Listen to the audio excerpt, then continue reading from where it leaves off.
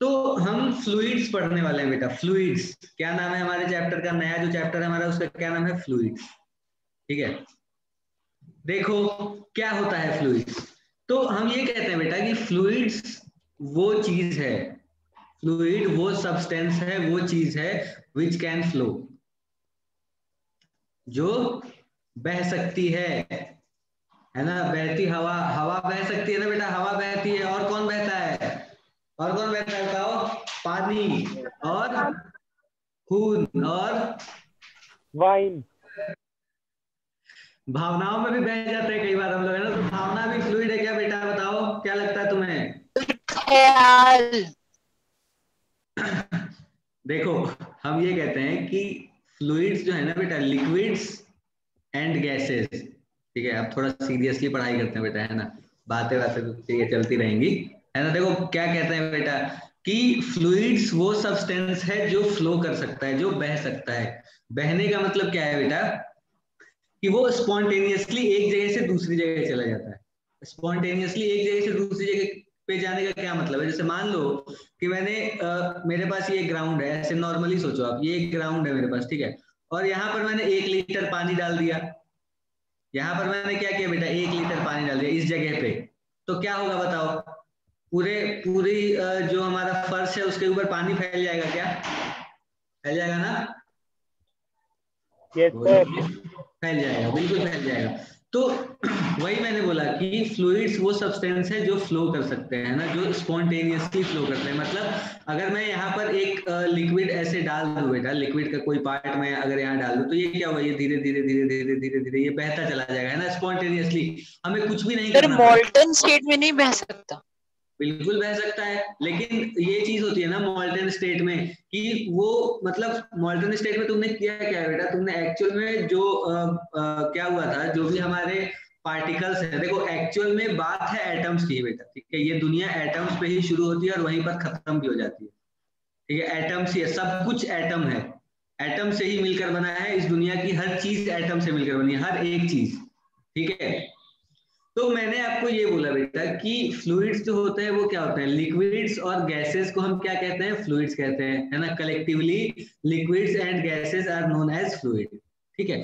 तो जैसे हम सॉलिड्स में अभी तक हमने जो भी चैप्टर्स पढ़े वो बेटा सॉलिड्स के बारे में ही पढ़ा, है ना। उस हर जगह एक पार्टिकल होता था, एक सॉलिड होता था, एक पार्टिकल होता था, एक सॉलिड होता था, एक मास होता था, है ना। तो वो सॉलिड्स है। हमने जो भी चीजें अभी तक बात करी हमारे पिछले चैप्टरों में, वो हमने मेनली सॉलिड्स के बारे में बात करी, है ना। तो जैसे पिछले चैप्टर में भी हम सॉलिड्स के बारे में ही बात कर रहे थे बेटा मेनली, है ना। स्ट्रेस, स्ट्रेन, ये वो, पोटेंशियल एनर्जी, सारी चीजें। तो यस सर। हम सॉलिड्स के बारे में बात कर रहे थे। तो अब हम फ्लूइड्स के बारे में बात कर रहे हैं।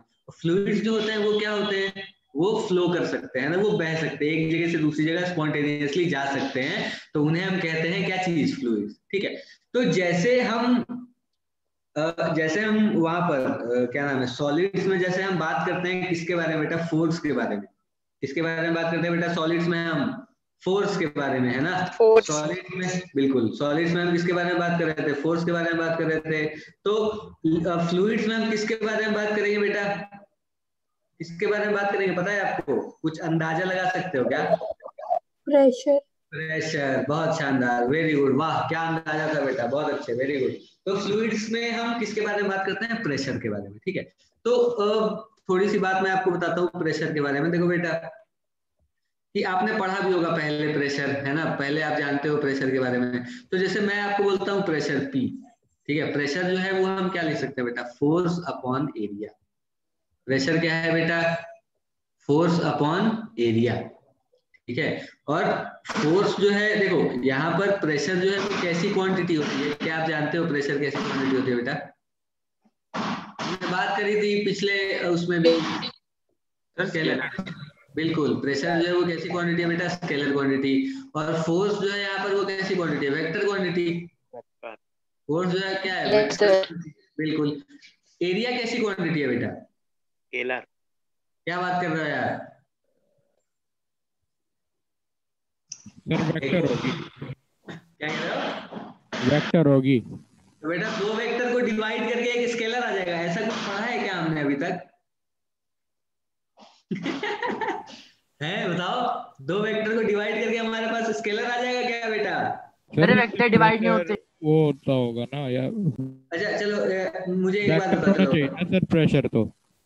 वेक्टर होना चाहिए क्या? हाँ सर। नहीं पर यार होता तो स्केलर है, देखो ये सर सत्य वेक्टर है। डिवाइड नहीं होते ना। हाँ नहीं होते, बिल्कुल सही कह रहे हो, नहीं होते डिवाइड। फिर अच्छा चलो बात करते हैं थोड़ी सी, है ना। फोर्स जो है वो तो वेक्टर है, चलो हम जानते हैं फोर्स जो है वो कैसी क्वांटिटी बेटा, वेक्टर। एरिया कैसी क्वांटिटी है यार? देखो दो ऑप्शन है हमारे पास, एक दो ही ऑप्शन नहीं है, एक स्केलर और एक वेक्टर है ना, तीसरा तो कुछ वैसे खास होता नहीं है। सर टेंसर वेक्टर होगा। क्वांटिटीज होती हैं, टेंसर क्वांटिटीज होती है। एरिया क्या होगा बेटा बताओ, स्केलर या वेक्टर? सर स्केलर ही होना वेक्टर। चाहिए। सर स्केलर होना चाहिए। कितने लोग कह रहे हैं वेक्टर? हैंड रेज करना पहले। वेक्टर कौन कौन कह रहा है बेटा? हैंड रेज करो जल्दी से। एक, बस, और कोई नहीं कह रहा क्या वेक्टर यार? अरे बेटा ऐसे थोड़ी सर होता है, हैंड देखो। का ऑप्शन नहीं आ रहा। अच्छा हैंड रेज का ऑप्शन, तुम भी वेक्टर कह रहे हो इसका मतलब, है ना? बाकी और कोई कह हाँ रहा है क्या सर। वेक्टर? नहीं कह रहा बेटा, सच्चाई में एरिया वेक्टर है। रियलिटी में हम कहते हैं कि एरिया जो है वो कैसी क्वांटिटी है बेटा? वेक्टर क्वांटिटी है। कैसी क्वांटिटी है? Vector quantity. तो देखो प्रेशर जो है वो स्केलर क्वांटिटी। सर एरिया की तो कोई डायरेक्शन नहीं होती स्पेसिफाइड, फिर कैसे होगा? हाँ तो क्या अभी हम कोई आई वही टैप जे टैप थोड़ी ना लगाते हैं। अभी अभी बता रहा हूँ ना बेटा, सुनो तो तुम यार, तुम मौका नहीं दे रहे हो यार मास्टर को समझाने का बेटा। मौका दो मुझे, उसके बाद बताऊंगा तुम्हें मैं। देखो एरिया जो होता है ना बेटा वो वेक्टर क्वांटिटी होती है, पता है तुम्हें क्यों? क्योंकि हमें ऐसा कहा जाता है, जैसे अभी तो चलो आप 11th में हो, तो एरिया के बारे में हम ये कहते हैं कि ऐसे जो हम कहते हैं ना, जैसे मान लो कि एक हमारी बॉडी है, ठीक है, एक ऐसे मान लो एक रेक्टेंगल है, ऐसे देखो एक रेक्टेंगल है हमारे पास ऐसा, जिसकी एक साइड है 5 मीटर और दूसरी साइड है 3 मीटर। कितनी कितनी बेटा बोली मैंने? एक साइड बोला मैंने 5 मीटर, एक साइड बोला मैंने 3 मीटर। तो इसका एरिया किधर होगा, मतलब एरिया कितना होगा? 15 मीटर स्क्वायर। 15। अब हम ये कहते हैं बेटा कि एरिया जो है, देखो अब एक्चुअल में हमें पता नहीं, ये जो भी चीजें है ना ये हमने अपनी सहूलियत के लिए इस्तेमाल किया है ना बेटा। बहुत सारी चीजें आप जब आगे जाओगे, जैसे आप इलेक्ट्रोस्टैटिक्स पढ़ोगे, है ना, उसमें फ्लक्स वगैरह आती हैं, बहुत सारी चीजें 12th में जब हम जाएंगे ना तो हम ये सारी चीजें पढ़ेंगे बेटा, इन सब के बारे में। ठीक है, तो हमने ये बोला कि जो एरिया है हमारा वो एक ऐसी क्वांटिटी है। ऐसे तो हम मैग्नीट्यूड वाइज बात करते हैं, लेकिन फिजिक्स में हमारी जो एरिया है वो वेक्टर क्वांटिटी है। ठीक है, तो हमें बताया गया कि ठीक है यार, चलो मान गया मैंने बोला कि चलो मैं मान गया कि एरिया जो है वो वेक्टर क्वांटिटी है। ठीक है, थोड़ी सी मैं बात करता हूँ आपसे, थोड़ा बात करेंगे बेटा, ज्यादा बात नहीं करेंगे एरिया वेक्टर के बारे में, है ना। थोड़ी सी बात करेंगे कि क्या होता है, कैसे होता है, डायरेक्शन कैसी होती है ना, इन सब चीजों के बारे में बात करेंगे हम। तो एरिया जो होगा हमारा वो कैसा होगा बेटा? Vector quantity. एरिया जो है वो क्या है हमारी? Vector quantity. तो वो जो वेक्टर है उसका डायरेक्शन किधर होगा? क्योंकि जो जिस भी हम वेक्टर क्वांटिटी की बात करते हैं बेटा, वो उनके पास क्या क्या होता है? मैग्नीट्यूड और डायरेक्शन दोनों होता है क्या? क्या हर वेक्टर के पास दोनों होता है? बताओ मुझे। बिल्कुल होता है, पता है अपने को कि मैग्नीट्यूड भी होता है, डायरेक्शन भी होता है, लॉ ऑफ वेक्टर एडिशन भी फॉलो करना चाहिए, है ना। तो यहाँ पर हम क्या कहते हैं कि एरिया जो है भैया वो एक वेक्टर क्वांटिटी है, पहली बात। ठीक है, अब दूसरी बात कि चलो मैग्नीट्यूड तो मैं बता सकता हूँ एरिया का, जैसे मान लो कि ये तो चलो मेरा रेक्टेंगल है, तो इसका मैग्नीट्यूड मैंने 15 मीटर स्क्वायर दे दिया। ठीक है, मान लो मैंने एक यहाँ सर्किल, इसका रेडियस 7 मीटर है, तो इसका एरिया कितना होगा बेटा? पाई आर स्क्वायर। पाई कितना होता है? 22/7 इंटू 7 का स्क्वायर, मतलब कितना बेटा? 49। तो यहाँ से एक साथ निपटा दो, एक साथ बचेगा, कितना होगा ये? 7 2 जा 14, 7 2 जा 14, 154 मीटर स्क्वायर। यही होगा क्या बताओ, या कुछ और? यही होगा, बिल्कुल यही होगा। तो अब हम देखो एरिया वेक्टर का मैग्नीट्यूड तो हम जान गए, है ना। अब डायरेक्शन की बात करते हैं थोड़ी सी एरिया वेक्टर के बारे में। ये हाँ, लेंथ एक स्केलर क्वांटिटी है, तो एरिया वेक्टर क्वांटिटी कैसे क्या होगी? बात कर रहे हैं? लेंथ स्केलर क्वांटिटी थोड़ी है। मैं यहाँ पर एक एरो बना दूं तो ये वेक्टर हो गया ना। बोलो, ये वेक्टर।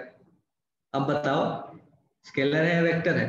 सर लाइन एक वेक्टर नहीं होनी चाहिए, क्योंकि उसके पास लेंथ भी है और डायरेक्शन भी है।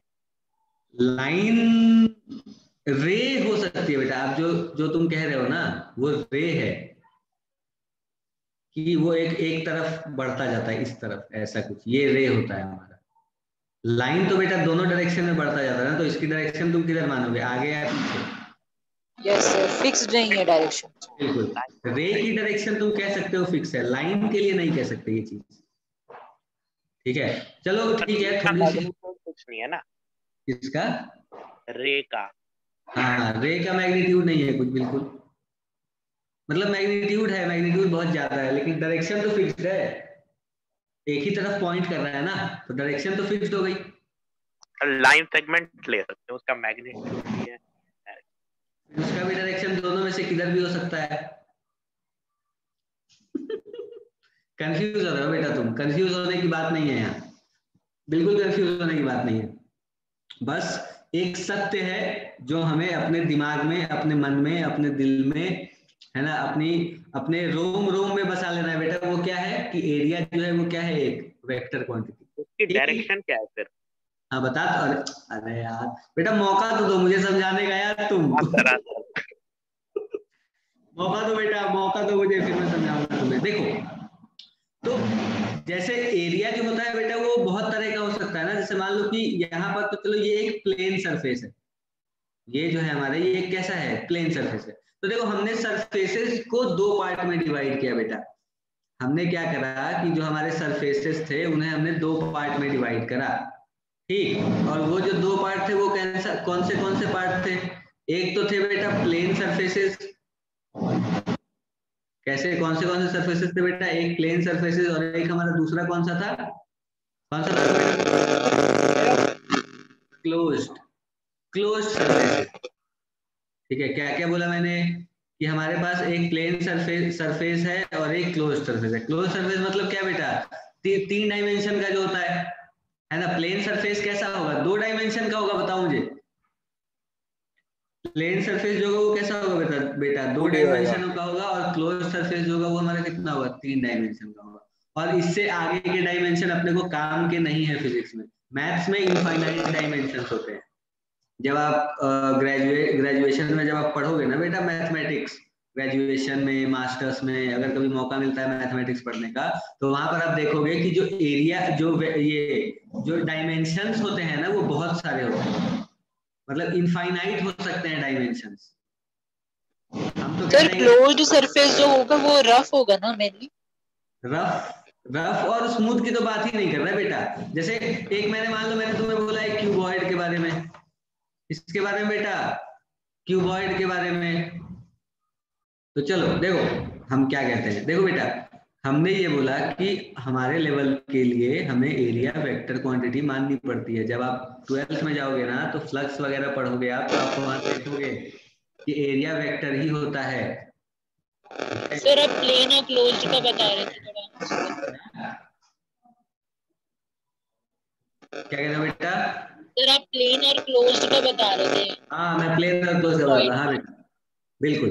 तो देखो मैंने क्या बोला कि हमारे पास दो तरह के सरफेस हो सकते हैं बेटा, ठीक है। कौन से हो सकते हैं, एक तो हमारे पास हो सकता है प्लेन सरफेस हो सकता है, और एक हमारे पास हो सकता है क्लोज्ड सरफेस हो सकता है, ठीक है। तो पहले मैं बात करूंगा किसके बारे में, प्लेन सरफेस के बारे में, ठीक है। तो अगर मैं प्लेन सरफेस के बारे में बात करूं बेटा, तो देखो जैसे ये एक हमारे पास प्लेन सरफेस है, ठीक है। ये क्या है, एक रेक्टेंगल है क्या। तो इसका जो एरिया वेक्टर की जो डायरेक्शन होती है ना, जैसे मान लो कि मैं कहता हूँ कि ये मेरा ए है, ये बी है, ये सी है और ये डी है, ठीक है बेटा। तो ये हमारा क्या है, एक एरिया है। तो अगर मैं एरिया की बात करूं तो इसका एरिया में क्या लिख सकता हूँ बताना, एरिया में क्या लिख सकता हूँ बेटा?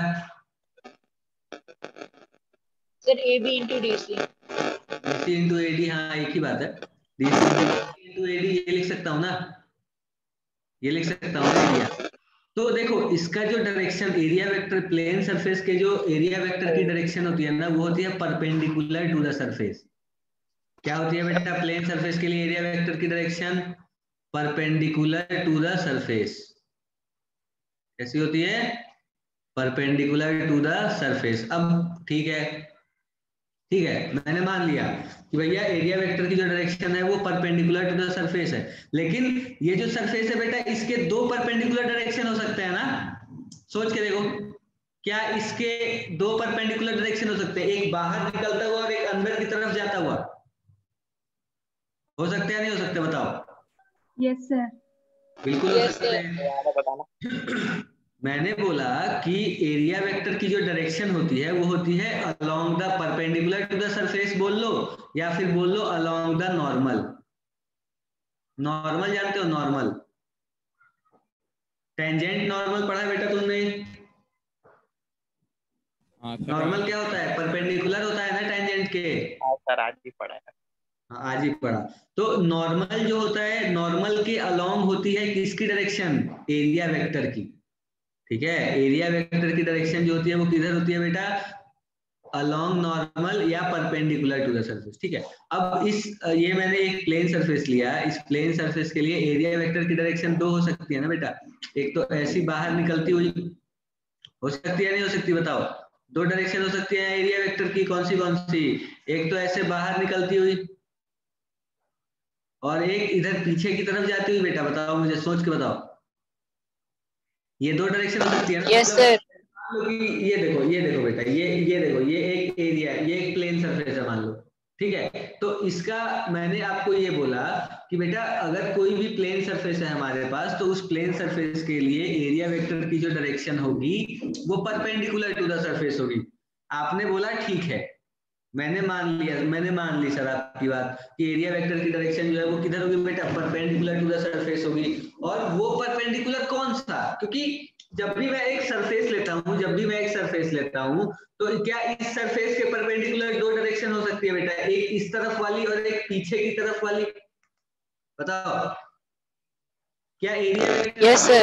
सकती है? एक आगे की तरफ, एक बाहर जाता है। जैसे ये मेरा हाथ है, ये एक एरिया है, इसका जो एरिया वेक्टर होगा वो किधर होगा? या तो बाहर की तरफ हो सकता है, या इधर तरफ हो सकता है, अंदर की तरफ हो सकता है ना? तो फिर हम कौन सी डायरेक्शन अज्यूम करेंगे? तो हमें ये कहा जाता है बेटा कि आप दोनों में से कोई सा भी डायरेक्शन अज्यूम कर लो। क्या बोला जाता है बेटा अपने को? कि अपने को कोई भी एक डायरेक्शन अज्यूम कर लेना चाहिए, है ना? Assume any of the perpendicular direction. क्या बोला जाता है बेटा अपने को? Assume any of the perpendicular direction. मतलब आप दोनों में से कोई भी एक परपेंडिकुलर डायरेक्शन अज्यूम कर सकते हो एरिया वेक्टर का। ठीक है, आप दोनों में से क्या कर सकते हो बेटा? कोई भी एक डायरेक्शन अज्यूम कर सकते हो एरिया वेक्टर का। और उसके बाद फिर अपने को ये भी एक चीज कहा जाता है कि stick to it for the whole problem. Stick to it for the whole problem. देखो बेटा, यहाँ पर जो भी हम बात कर रहे हैं ना, वो हम किसके बारे में बात कर रहे हैं? एरिया वेक्टर के बारे में। ठीक है, तो एरिया वेक्टर हमने बोला कि यार मैग्नीट्यूड वगैरह तो ठीक है, डायरेक्शन किधर होगी? तो फिर हमने बताया, हमने बात करी कि यार एरिया वेक्टर की डायरेक्शन जो होगी वो अगर प्लेन सरफेस के लिए, अभी हम सिर्फ किसके लिए बात कर रहे हैं बेटा? प्लेन सरफेस के लिए। ठीक है, तो प्लेन सरफेस के लिए अगर मैं एरिया वेक्टर की डायरेक्शन की बात कर रहा हूँ तो आपको क्या करना है कि कोई भी एक परपेंडिकुलर डायरेक्शन को अज्यूम कर लेना है कि यही एरिया वेक्टर की डायरेक्शन होगी। ठीक है, और फिर अपने को क्या बोला जाता है कि आपने एक सवाल में एरिया वेक्टर की जो डायरेक्शन अज्यूम कर ली, आपने एरिया वेक्टर की जो डायरेक्शन अज्यूम कर ली, उस पर आपको स्टिक करना होगा पूरे प्रॉब्लम। जो भी आप सवाल सॉल्व कर रहे हो एरिया वेक्टर से रिलेटेड, उस सवाल में आपने जो एक बार डायरेक्शन अज्यूम कर ली, वो डायरेक्शन आपको पूरे सवाल में लेकर के चलनी है एरिया वेक्टर की। ठीक है, और बोला जाता है अपने को कि stick to it for the whole problem, मतलब पूरे सवाल के लिए आप उस पर स्टिक कर सकते हो, लेकिन हमेशा के लिए नहीं। नॉट फॉर होल लाइफ, पूरी जिंदगी के लिए नहीं कि हाँ ठीक है मैं अंदर वाली डायरेक्शन में मान रहा हूँ एरिया वेक्टर की, तो हमेशा जिंदगी भर वही मानता रहूंगा। नहीं, आप फिर अब बाहर की तरफ भी मान सकते हो। मतलब एक सवाल अगर आप सॉल्व कर रहे हो, उस सवाल के लिए अगर एरिया वेक्टर की डायरेक्शन आपने अंदर की तरफ ले ली तो ले लिया, अब आपको पूरा सवाल अंदर की तरफ मान के ही सॉल्व करना पड़ेगा। ठीक है, या अगर आपने बाहर की तरफ अज्यूम कर ली तो फिर बाहर की तरफ अज्यूम कर ली, तो फिर पूरे सवाल में आपको बाहर की तरफ ही लेके चलना पड़ेगा डायरेक्शन। ऐसा नहीं है सर यहाँ पे जो आपने लाइफ लिखा है उसकी जगह होल क्वेश्चन नहीं होगा? नहीं बेटा, सारे होल होल प्रॉब्लम तो ये हो तो गया यार, यहाँ पे पूरा क्वेश्चन तो तो सर वही है। मतलब उसके रिलेटेड कोई भी क्वेश्चन होगा तो जरूरी नहीं है कि एक ही डायरेक्शन लेंगे। हाँ कोई नहीं, भी बिल्कुल नहीं, एरिया वेक्टर से रिलेटेड हर सवाल के लिए एक ही डायरेक्शन मानना बिल्कुल जरूरी नहीं है। हम एक डायरेक्शन करेंगे एक सवाल के लिए, फिर अगले सवाल में हम अपना एरिया वेक्टर का डायरेक्शन चेंज भी कर सकते हैं अपनी सहूलियत के हिसाब से, ठीक है। क्योंकि आपको देखने को मिलेंगी वहां पर चीजें ना, क्योंकि जब आप एरिया वेक्टर के बारे में पढ़ोगे, अभी तो मैं बस आपको ये बता रहा हूँ कि एरिया वेक्टर क्वांटिटी होती है। हाँ सर जैसे अगर 2 डायमेंशनल अगर कोई फोर्स लग रही हो तो उसे हम किसी कार्टेशियन प्लेन पे रिप्रेजेंट कर सकते हैं, इसकी डायरेक्शन को कर सकते हैं हम। समझा नहीं मैं। जैसे अगर कोई 2 डायमेंशनल फोर्स होती है तो उसको तो हम मतलब वेक्टोरियली रिप्रेजेंट कर सकते हैं ना ग्राफ पे, उसकी डायरेक्शन। बिल्कुल बिल्कुल बिल्कुल, इसे भी कर सकते हैं बेटा, है तो वेक्टर ही, कर सकते हैं, बिल्कुल कर सकते हैं, बिल्कुल कर सकते हैं, ठीक है। तो वही बता रहा हूं मैं कि अपने को क्या है, assume any of the perpendicular direction, मतलब अगर आपको एरिया वेक्टर की डायरेक्शन अज्यूम करनी है। अभी मैं किसके बारे में बात कर रहा हूँ बेटा? प्लेन सरफेस के बारे में। किसके बारे में? प्लेन सरफेस के बारे में। तो प्लेन सरफेस का 2 नॉर्मल होगा, प्लेन सरफेस का 2 नॉर्मल होगा, और ये जो दोनों नॉर्मल होंगे, एक बाहर की तरफ एक अंदर की तरफ। तो आपको ये बोला गया है कि आप कोई भी एक डायरेक्शन अज्यूम कर लो एरिया वेक्टर का, और फिर उस पर स्टिक करो पूरे सवाल के लिए। फिर सवाल चेंज, एरिया वेक्टर का डायरेक्शन चेंज हम कर सकते हैं अपनी मर्जी से। आप चाहो तो आप सेम भी रख सकते हो, लेकिन आप चेंज भी कर सकते हो, ठीक है। ऐसा नहीं है कि आप, और हाँ ये चीज तो चलो ठीक है कि एक सवाल में एक ही एरिया वेक्टर की डायरेक्शन अज्यूम करनी है और फिर अगले सवाल में आप चेंज कर सकते हो। लेकिन एक और चीज ध्यान रखनी है अपने को कि वही डायरेक्शन हमेशा नहीं माननी है अपने को, एक ही डायरेक्शन हमेशा नहीं माननी है अपने को एरिया वेक्टर की, और सवाल के बीच में भी नहीं बदलना है एरिया वेक्टर का डायरेक्शन।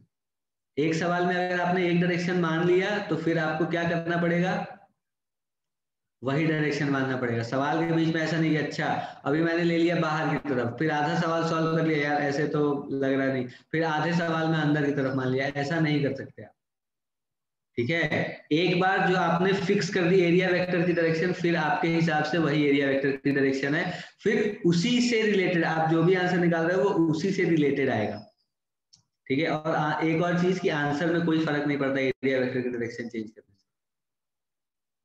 समझ रहे हो मेरी बात या नहीं? तो सर रिपीट कर दो। मैंने बोला कि एरिया वेक्टर की डायरेक्शन आपको कोई एक अज्यूम करनी है, पर 2 परपेंडिकुलर डायरेक्शंस जो होते हैं प्लेन सरफेसेस के, उन दोनों में से आप कोई भी एक डायरेक्शन अज्यूम कर सकते हो एरिया वेक्टर का, कोई सा भी अपनी सहूलियत के हिसाब से, आपको जो ठीक लगे आप अज्यूम कर सकते हो। लेकिन उसके बाद आपको उस पर स्टिक करना होगा पूरे क्वेश्चन के लिए, कि अगर एक बार आपने मान लो जे कैप मान लिया एरिया वेक्टर का डायरेक्शन, तो फिर उसके बाद आपको जे कैप ही मानना है पूरे सवाल के लिए, ठीक है। उसके बाद आपको क्या करना है? हाँ ये कह सकते हैं कि जैसे अगर ए डी वेक्टर और डी सी वेक्टर का क्रॉस प्रोडक्ट अगर हम करते हैं तो जो उसकी डायरेक्शन होती है वो एरिया वेक्टर की होती है। बिल्कुल कह सकते हैं बेटा, बिल्कुल कह सकते हैं। अभी मैं यही बताने वाला था तुम्हें, अभी इसके बाद यही बताऊंगा मैं तुम्हें, ठीक है। अब देखो जैसे ये एक रेक्टेंगल है, ठीक है, तो अगर एरिया वेक्टर की बात करें, अगर मैग्नीट्यूड की बात करते हैं तो बेटा मैंने ये लिख दिया तुम्हें, देखो इसलिए मैंने यहाँ पर ये चीज लिखी, ठीक है।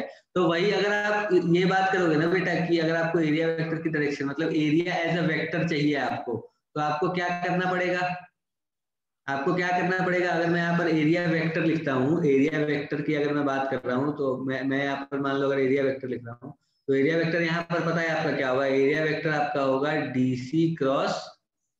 DC vector cross DA vector, ठीक है बेटा। DC vector cross DA vector, इन दोनों वेक्टर का जो क्रॉस प्रोडक्ट होगा वो क्या होगा, एरिया वेक्टर होगा आपका, ठीक है। समझ रहे हो आप मेरी बात या नहीं समझ रहे हो? बताओ।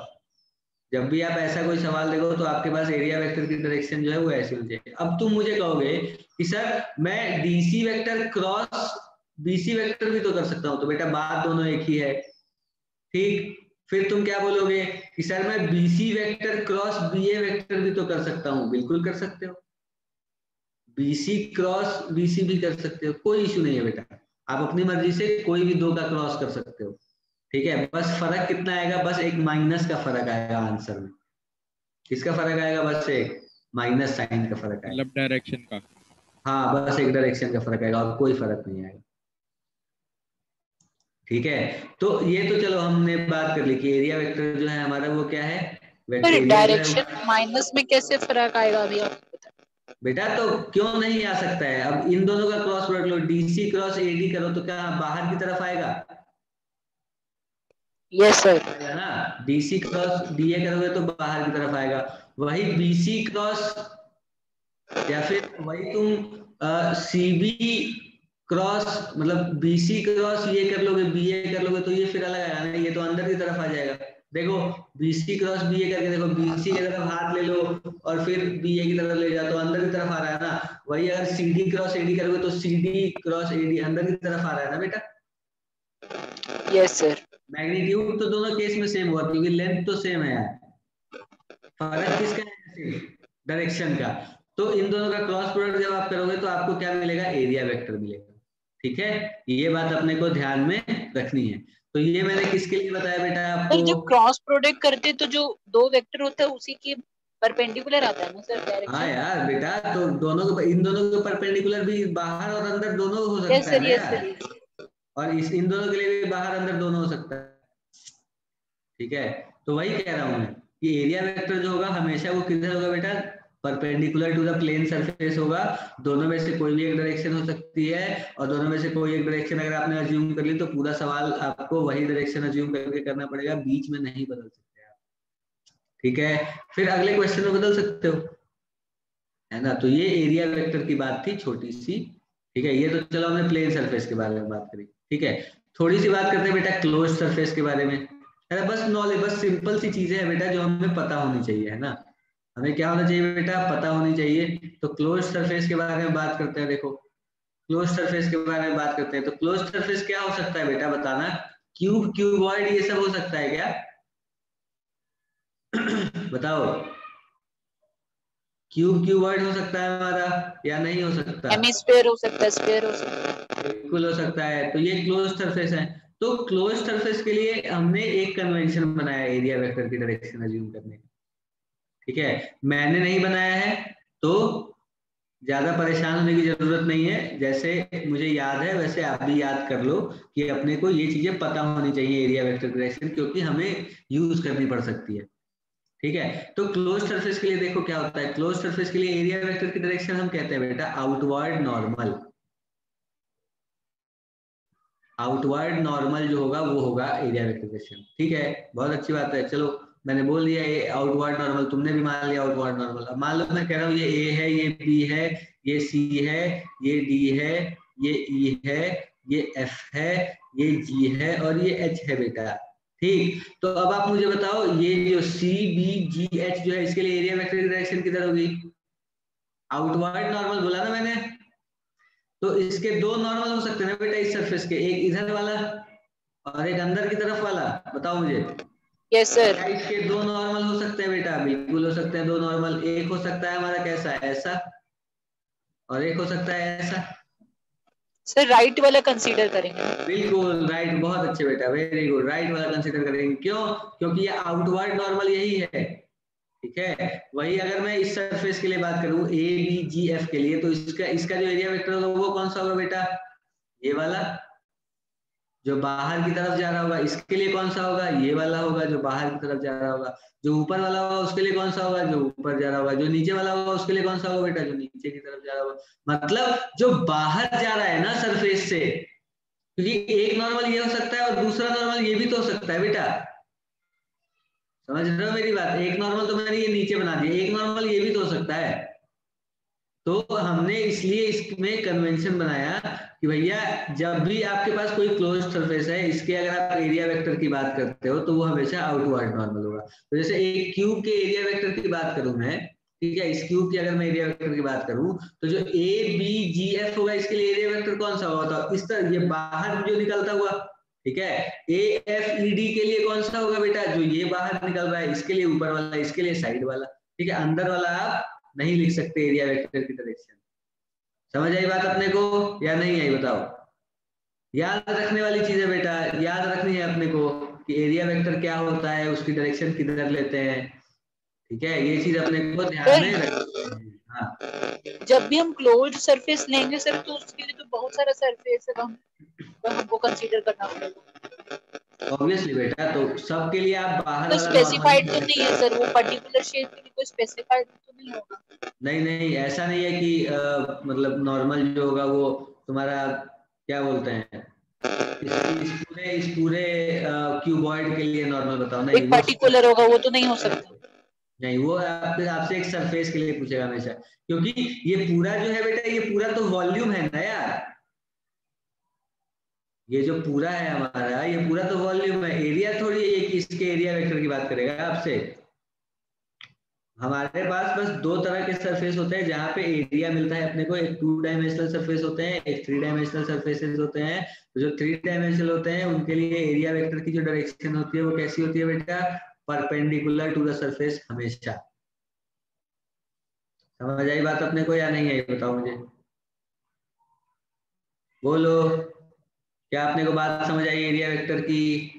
कि जो एरिया वेक्टर हो सकता है वो कैसा हो सकता है, दो तरह का हो सकता है, एक क्लोज सरफेस के लिए और एक ओपन सरफेस के लिए, मतलब एक प्लेन सरफेस के लिए। तो प्लेन सरफेस के लिए हमने बोला कि जो नॉर्मल है, किसके सरफेस के नॉर्मल जो डायरेक्शन है वो मैंने बोला कि वो एरिया वेक्टर की डायरेक्शन है। ठीक है, और सरफेस के जो, अब फिर मैंने बोला ठीक है प्लेन सरफेस के लिए दो डायरेक्शन हो सकती है, तो अब बताओ मुझे कौन सा लूं मैं, तो फिर मैंने आपको बताया कि आप दोनों में से कोई सा भी ले सकते हो जिसमें आपको सहूलियत हो। ठीक है बेटा, जिसमें आपको क्या हो, सहूलियत हो, आप वो डायरेक्शन ले सकते हो। ठीक है, और फिर मैंने आपको ये भी बोला कि एक बार जो आपने डायरेक्शन अज्यूम कर ली उससे आपको पूरे सवाल तक वही डायरेक्शन अज्यूम करनी है, आप सवाल के बीच में डायरेक्शन बदल नहीं सकते। आप सवाल के बीच में बेटा डायरेक्शन नहीं बदल सकते। ठीक है, ओके, कोई परेशानी वाली बात नहीं है क्या? सर क्यूब में तो मल्टीपल डायरेक्शन आएंगे। ऑब्वियसली, तो अलग अलग सरफेस के लिए बात करते हैं ना बेटा, तभी तो मैं कह रहा हूँ कि एरिया जो है, एरिया वेक्टर की जो हम बात करते हैं तो वो एक एरिया के लिए ही बात करेंगे ना बेटा, एक एरिया के लिए हम डायरेक्शन की बात करेंगे ना, तो वो जो डायरेक्शन होगी वो कैसी होगी, आउटवर्ड नॉर्मल होगी, बाहर की तरफ जाता हुआ जो नॉर्मल होगा वो होगी एरिया वेक्टर की डायरेक्शन। सर अगर हम ABCD को एज्यूम कर लेते हैं, ठीक है, तो फिर हम EFGH के लिए कैसे निकालेंगे? बेटा अगर आप ABCD कहा गया, ABCD को अगर आप अज्यूम करते हो तो ये इसका ABCD का एरिया वेक्टर ऊपर की तरफ है। अब किसके लिए निकालना है, EFGH के लिए EFGH के लिए निकालना है, EFGH के लिए नीचे की तरफ होगा। सर ABCD के रिस्पेक्ट में। रेस्पेक्ट में नहीं बेटा, रेस्पेक्ट में नहीं करनी होती है बात अपने को, इसके रेस्पेक्ट में इसका एरिया वेक्टर थोड़ी, अलग अलग जो भी अलग अलग अपने पास एरिया है, अलग अलग सरफेसेस है, उसी के एरिया वेक्टर की बात करोगे ना बेटा। जिस सरफेस का एरिया सोच रहे हो उस सरफेस का एरिया वेक्टर, दूसरे सरफेस का एरिया तो दूसरे सरफेस का एरिया वेक्टर, है ना। जो भी सरफेस आप अज्यूम कर रहे हो उसका एरिया वेक्टर, उसका एरिया वेक्टर जो होगा वो किधर होगा, बाहर की तरफ ही होगा हमेशा।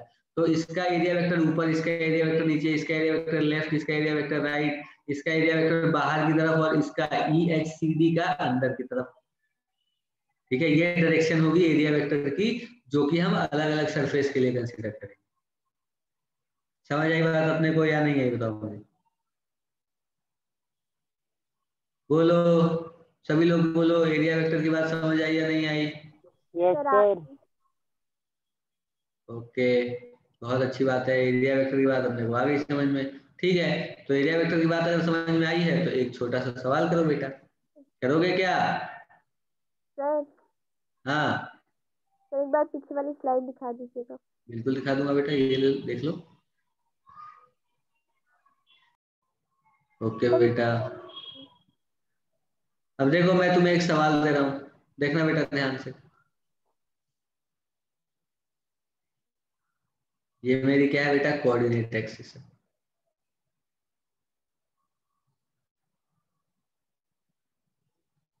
आप सवाल समझ पा रहे हो क्या?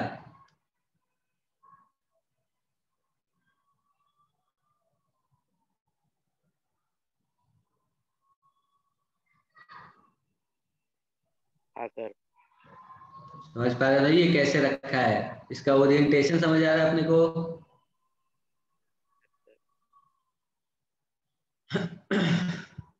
यस सर, बाहर की तरफ निकल रहा है। ठीक है, बाहर की तरफ निकल रहा है बेटा। दिखा देता हूँ है ना, थोड़ी थोड़ी देर रुक जाओ बेटा, ये सवाल कर लो फिर दिखा देता हूँ, ठीक है। अब देखो एक्सिस भी बता देता हूँ मैं, ये मेरा एक्स एक्सिस है, ये हमारा वाई एक्सिस है और ये हमारी जेड एक्सिस, ठीक है। और ये एक स्क्वायर है, square of side A side का स्क्वायर है बेटा, ठीक है। और ये वाला एंगल अपने को दे रखा है, कितना दे दिया, 37 डिग्री दे रखा है। किससे? एक्स एक्सिस से एंगल दे रखा है ये, ठीक है। ये 37 डिग्री दे रखा है अपने को। तुम्हें क्या बताना है? Find area vector. Area vector बता दो बेटा इसमें, जल्दी से बता दो इसका एरिया वेक्टर कैसा होगा, क्या होगा, किधर होगा, ठीक है, बताओ जल्दी। मैंने आपको क्या बोला था कि जैसे मान लो कि मैं इसका नाम दे देता हूँ, कुछ दे दूं क्या? A for apple, B for बड़ा एप्पल बेटा, सी फॉर छोटा और डी फॉर 2, ठीक है। तो अगर मुझे एरिया वेक्टर यहाँ पर लिखना है बेटा तो मैं क्या लिखूंगा बताओ मुझे? A B vector cross A D vector. बताओ क्या मैं एरिया वेक्टर लिख सकता हूं A B vector cross A D vector? है ना? नहीं लिख सकते क्या बेटा, या लिख सकते हैं बताओ? 4/5, हाँ बेटा ऐसा ही कुछ, बिल्कुल सही, ऐसा ही कुछ आंसर आएगा, बिल्कुल सही, ठीक है। तो A B cross A D vector हम लिख सकते हैं, ठीक है। तो ए डी वेक्टर जो होगा बेटा हमारा, वो कितना होगा बताओ मुझे? ए डी वेक्टर कितना होगा बेटा? 0 i cap plus a j cap plus 0 k cap. AD vector की बात कर रहा हूँ। वेक्टर क्या होता है? वेक्टर को कैसे लिखते हैं बेटा? Magnitude into direction. तो इसका मैं ए वाई कैप आएगा, AD sir a j cap.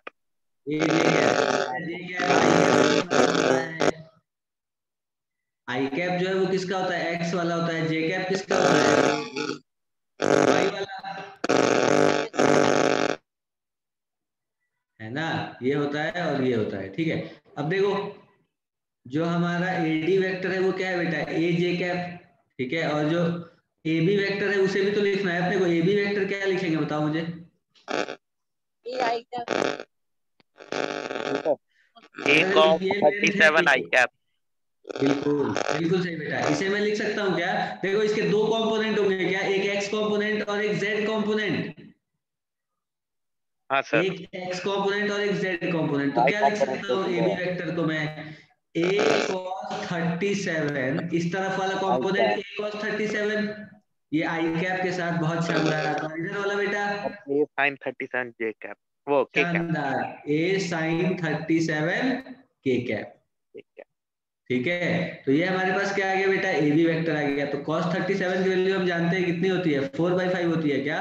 तो ये 4a/5 आई कैप लिख लूं इसे, और इसे प्लस लिख लूं मैं 3a/5 k कैप। बोलो,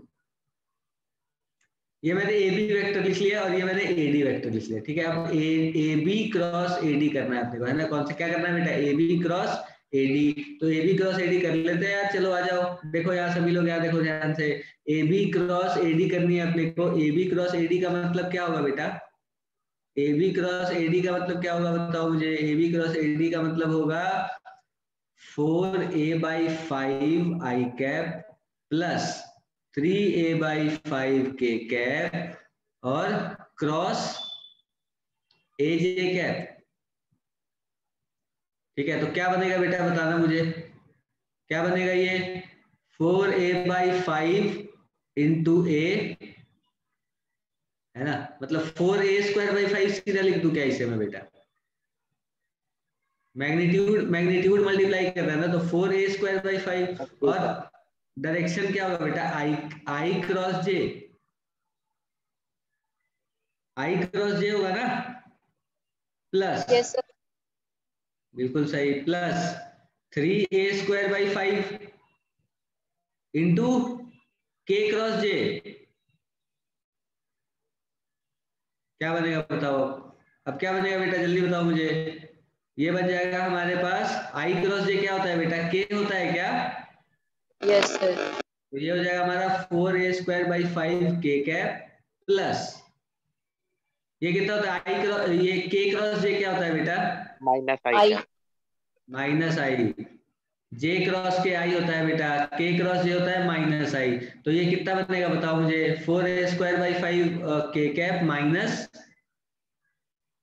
3a² / 5 i cap.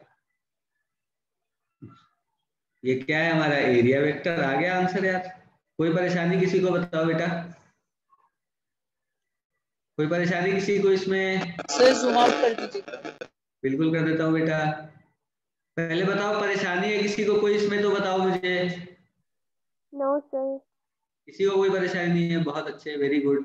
Zoom out कर देता हूँ। कर दिया, देख लो, ले लो स्क्रीनशॉट बेटा। सर एक बार रिपीट। क्या?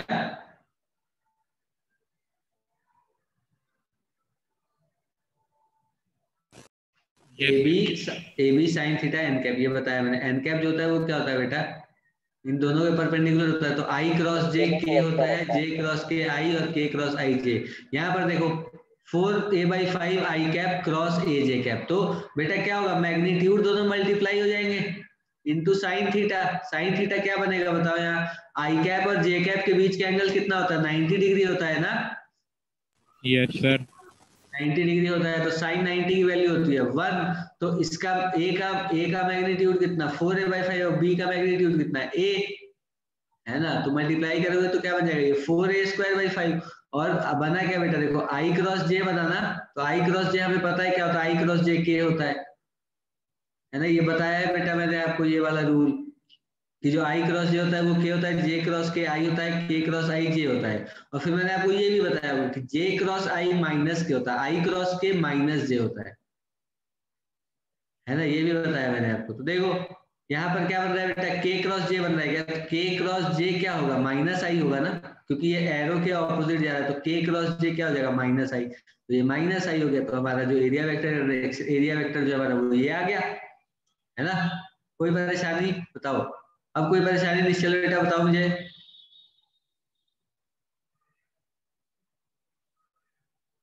सर ए बी कैसे आया? क्या ए बी वेक्टर कैसे आया सर? बेटा ये रिजॉल्व करा ना हमने, इसे ए बी वेक्टर को रिजॉल्व करा मैंने। ए बी कौन से प्लेन में बेटा? एक्सजेड प्लेन में। तो रिजॉल्व करा मैंने इसे इस डायरेक्शन में, इस डायरेक्शन में, फिर उसके बाद मैंने ये लिखा। ठीक है? Yes sir. अब चलो एरिया वेक्टर अब हम समझ गए, है ना? मतलब प्लेन, क्लोज, सबके बारे में हमने एरिया वेक्टर के बारे में बात कर ली। अब बात करते हैं बेटा प्रेशर के बारे में। ठीक है? अब थोड़ी सी बात करते हैं प्रेशर के बारे में कि अब देखो मैंने आपको क्या बोला यार कि प्रेशर जो होता है वो क्या होता है? फोर्स अपॉन एरिया होता है ना? अब ये दोनों वेक्टर है। अब क्या है बेटा? ये दोनों वेक्टर है। तो मैं आपसे एक सवाल पूछता हूं बेटा कि जब दोनों वेक्टर है तो इसका दो कंपोनेंट होगा ना, परपेंडिकुलर कंपोनेंट और एक पैरेलल कंपोनेंट। तो मैं आपको ऑप्शन दे रहा हूं कि जो हमारा प्रेशर होगा वो क्या होगा? F परपेंडिकुलर अपॉन ए होगा या F परपेंडिकुलर अपॉन ए परपेंडिकुलर होगा। मतलब परपेंडिकुलर कंपोनेंट, ए परपेंडिकुलर का मतलब परपेंडिकुलर कंपोनेंट बेटा। ठीक है? या फिर F अपॉन ए परपेंडिकुलर होगा या फिर और भी कुछ बचा है क्या? F perpendicular F perpendicular A perpendicular F upon, या फिर सीधा सीधा F अपॉन ए। बताओ क्या होगा इसमें से? अगर सिर्फ F लिखा है मतलब वो फोर्स का मैग्नीट्यूड है। F परपेंडिकुलर का मतलब क्या है? कि फोर्स का परपेंडिकुलर कंपोनेंट, है ना? सर फोर्स का वो कंपोनेंट जो एरिया के परपेंडिकुलर है। फोर्स का वो कंपोनेंट जो एरिया के परपेंडिकुलर है। ठीक? सर पहले वाले का मतलब यही है ना? हाँ सर फर्स्ट वाले। हाँ सर फिर फर्स्ट वाला ही होगा। फर्स्ट वाला होगा क्या यार? बिल्कुल सही, फर्स्ट वाला ही होगा। बहुत सारे फर्स्ट वाला क्यों होगा? क्यों होगा फर्स्ट वाला बेटा? आपने बचपन में एक चीज पढ़ी है, force is equal to thrust upon area. Exactly, thrust upon area. तो थ्रस्ट जो होता है वो क्या होता है बेटा? परपेंडिकुलर फोर्स होता है ना? है ना? बताओ। प्रेशर आपने पढ़ा है ना, थ्रस्ट अपॉन एरिया। थ्रस्ट जो होता है वो क्या होता है, परपेंडिकुलर फोर्स होता है, ठीक है। तो इसलिए यहाँ पर आंसर हमारा क्या हो जाएगा बेटा, F परपेंडिकुलर अपॉन में। ये तो चलो ठीक है, ये तो हम मान गए। एक और तरीका यही बात समझने का, यही तरीका एक और बात समझने का, कि जैसे मान लो कि ये मेरे पास हो गया एक, वो क्या है ये बेटा, सर्कल, ठीक है, और ये सेंटर। अब ऐसे, इसे मैं ऐसे बनाता हूँ, है ना, और अच्छे से आपको समझ आएगा। देखो देखना बेटा ध्यान से, है ना, ऐसे बना रहा हूँ, फोटो थोड़ा अलग बना रहा हूँ, ठीक है, ठीक है। एक तरीका समझने का, ऐसा एरिया बना, फोर्स ये बना रहा हूँ, ठीक है। अब इसके ऊपर बेटा मैं फोर्स लगा देता हूँ, पता है कैसे, ऐसे ऐसे फोर्स लगा देता हूँ, ठीक है। किसी एंगल पर फोर्स लगा दिया मैंने, और ये जो एंगल है मेरा, ये कितना है, इसे मैं थीटा कह देता हूँ, चलो, ठीक है। इसे मैं क्या कह देता हूँ बेटा, थीटा कह देता हूँ इस एंगल को। अब आप मुझे बताओ कि, अब मैं आपको वो बताता हूँ, ठीक है, लिख के बताता हूँ कि जो हमारा वो है, क्या है बेटा, प्रेशर, क्या चीज, प्रेशर। प्रेशर जो है हमारा वो क्या होगा, देखो F फोर्स लगाया मैंने यहाँ पर, ठीक है, और यहाँ पर जो इसके सरफेस का एरिया जो है वो A है, तो क्या होगा, ये F upon A cos theta होगा, या F cos theta upon A होगा, या F cos theta upon A cos theta होगा। ये तो वापस से यही आ गया, है ना, या फिर मतलब F अपॉन A आ गया ये, या फिर क्या हो सकता है, मतलब इन तीनों में से बताओ मुझे क्या होगा। Sir F cos theta upon A। क्या बात कर रहा है यार, F cos theta upon A होगा क्या बेटा, क्या कह रहे हो, थर्ड वाला। थर्ड वाला, सर सेकंड वाला। सर सेकंड वाला। सेकंड वाला बेटा, सेकंड वाला। आप एक चीज लॉजिकली सोच के देखो, कि आपने एक ऐसे एरिया ले लिया, ठीक है, और आप इस पर ऐसे परपेंडिकुलर फोर्स लगा रहे हो, तो आपको ज्यादा दबाव महसूस होगा, प्रेशर महसूस होगा, या फिर किसी एंगल पर फोर्स लगा रहे हो तो ज्यादा दबाव महसूस होगा। जब परपेंडिकुलर लग रहा होगा, सीधा लगाओगे तो ज्यादा महसूस होगा, अगर ऐसे लगाओगे तो थोड़ा कम प्रेशर महसूस होगा, क्या बेटा अपने को, बोलो। Yes sir. Yes sir. तो ये वाला जो है, ये तो अपना सीधा सीधा F अपॉन A ही है बेटा। ये जो तीसरा वाला है, ये तो सीधा सीधा F अपॉन A ही है। तो F अपॉन A प्रेशर कब होता, जब हम बिल्कुल परपेंडिकुलर लगाते फोर्स, है ना। F अपॉन A कब होता बेटा, सर जब फोर्स का डायरेक्शन ही परपेंडिकुलर होता तब। बिल्कुल, जब फोर्स का डायरेक्शन परपेंडिकुलर होता तभी ये हमारा जो ये होता है F अपॉन A होता। अभी जब मैं ऐसे किसी एंगल पर जब मैं फोर्स लगा रहा हूँ बेटा, तो जो प्रेशर मुझे महसूस होगा वो कम महसूस होगा ना। तो यहाँ देखो F upon A cos theta, A cos theta होगा जो है बेटा, वो A से कम है या A से ज्यादा है, A से कम है, तो प्रेशर तो ज्यादा हो गया। मतलब इसका मतलब तो ये है कि अगर आप किसी एंगल पर फोर्स लगा रहे हो तो प्रेशर ज्यादा होगा, जो कि फालतू बात है यार, है ना। मतलब ये ऐसा कैसे हो सकता है, मैं सीधा फोर्स लगा रहा हूँ तो ज्यादा प्रेशर महसूस होगा, या किसी एंगल पर लगा रहा हूँ तो ज्यादा महसूस होगा, सीधा लगा रहा हूँ तो ज्यादा महसूस होगा ना बेटा। तो ये वाला जो हमारा ऑप्शन है, ये तो ऐसे ही डिस्कार्ड हो गया, बचा ये वाला। तो इस वाले केस के लिए हम क्या कह सकते हैं, कि अगर आप परपेंडिकुलर फोर्स लगाओगे तो फोर्स अपॉन एरिया होगा, किसी एंगल पर लगाओगे तो उससे कम होगा प्रेशर। तो मतलब F अपॉन A भी नहीं हो सकता, तो बचा कौन सा, इससे जो कम है, जो F अपॉन A से कम है, तो F अपॉन A से कम कौन सा होगा, जिसका न्यूमरेटर का मैं न्यूमरेटर का किसका है, F cos थीटा। तो इसलिए हमारा आंसर क्या हो जाएगा बेटा, F cos theta upon A। तो ये बात है प्रेशर की, समझ आई बात अपने को या नहीं है, बताओ मुझे। सर एक चीज, बताओ बताओ। सर थीटा हम एरिया के वहां से, उस पॉइंट से नहीं कैलकुलेट करेंगे जहाँ पे फोर्स लग रहा है।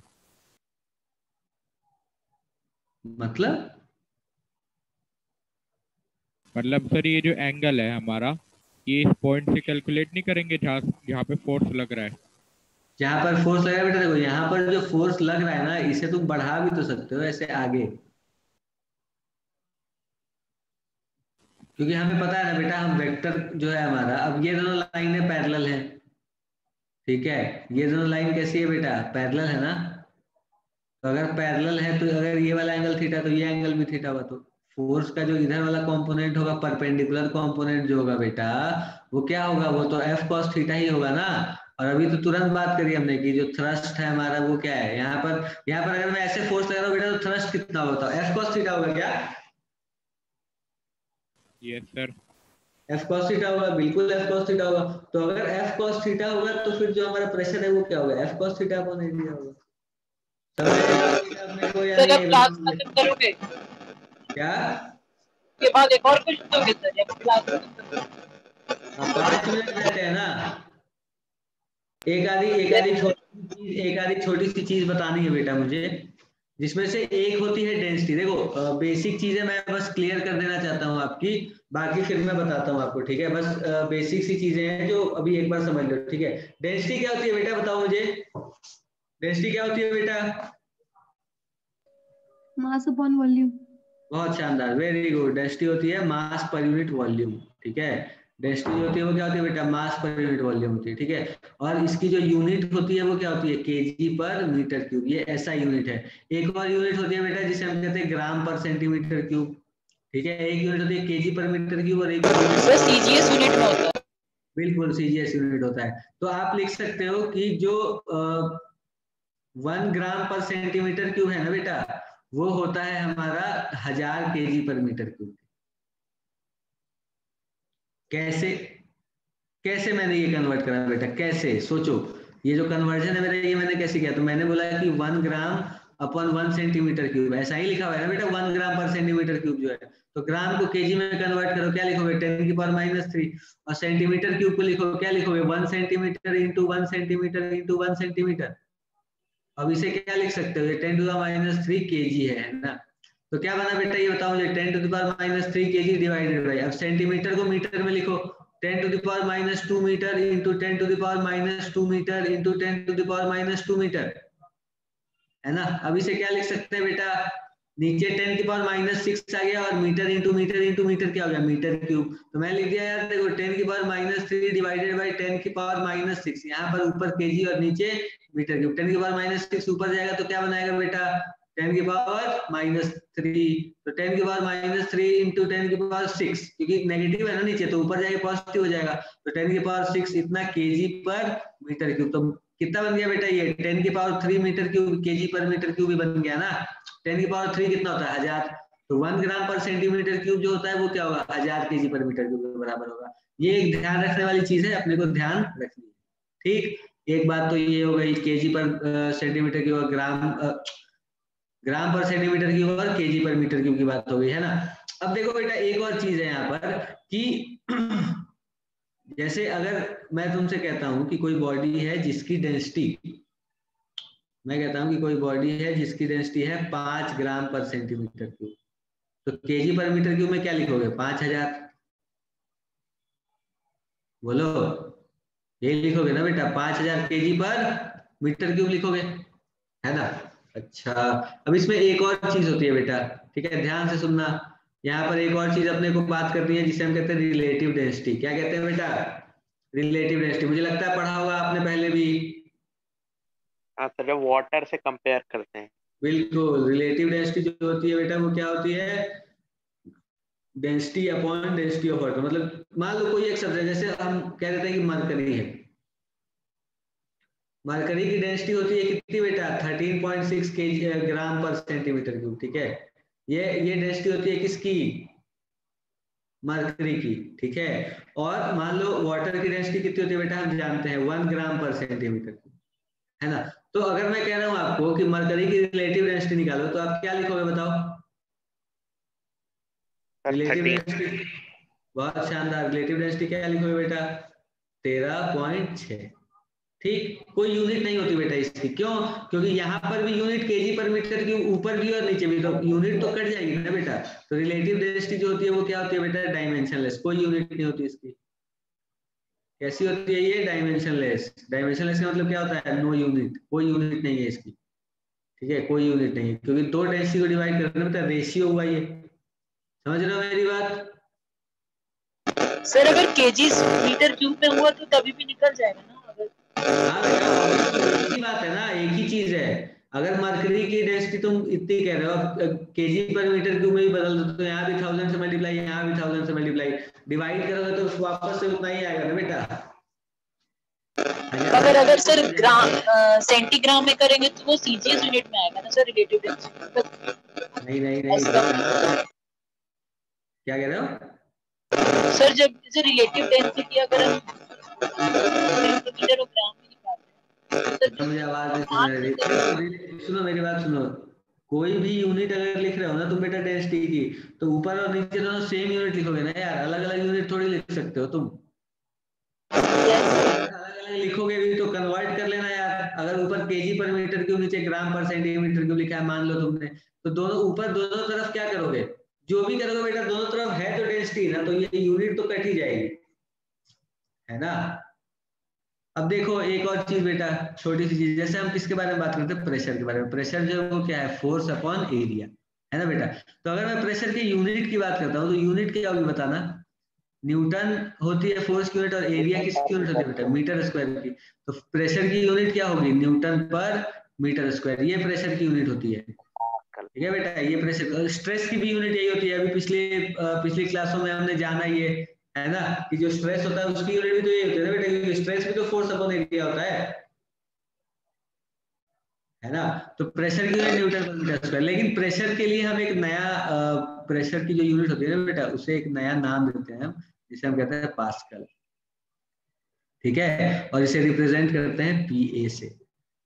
ठीक है बेटा, कोई परेशानी बताओ मुझे यहाँ तक, कोई परेशानी है किसी को तो बताओ। सर मैं अब लीव करूं, काम है सर। ओके सर हाँ H3 वर्मा में ना स्पेसिफिक ग्रेविटी दे रखा था, वो यही है ना, रिलेटिव क्या क्या डेंसिटी। क्या क्या दे रहा था, हाँ नहीं स्पेसिफिक ग्रेविटी, स्पेसिफिक ग्रेविटी थोड़ी सी कुछ अलग चीज होती है बेटा शायद, नहीं वो मेरे ख्याल से तो वही होती है, क्योंकि वो दे रखा था कि वो भी स्पेसिफिक हाँ, ग्रेविटी है वो 0.8 होती है। स्पेसिफिक ग्रेविटी भी रिलेटिव डेंसिटी का ही दूसरा नाम है ना, बस हाँ नाम है सर। दूसरा। हाँ मुझे, मैं सेंटर ऑफ ग्रेविटी और सेंटर ऑफ मास सोच रखा था, सेंटर ऑफ ग्रेविटी मुझे लगा तुम स्पेसिफिक ग्रेविटी जो कह रहे हो। बिल्कुल, रिलेटिव डेंसिटी और स्पेसिफिक ग्रेविटी एक ही चीज है। ठीक है, तो ये चीजें बेटा स्क्रीनशॉट ले लो जल्दी से, इसका भी स्क्रीनशॉट ले लो अगर लेना है तो।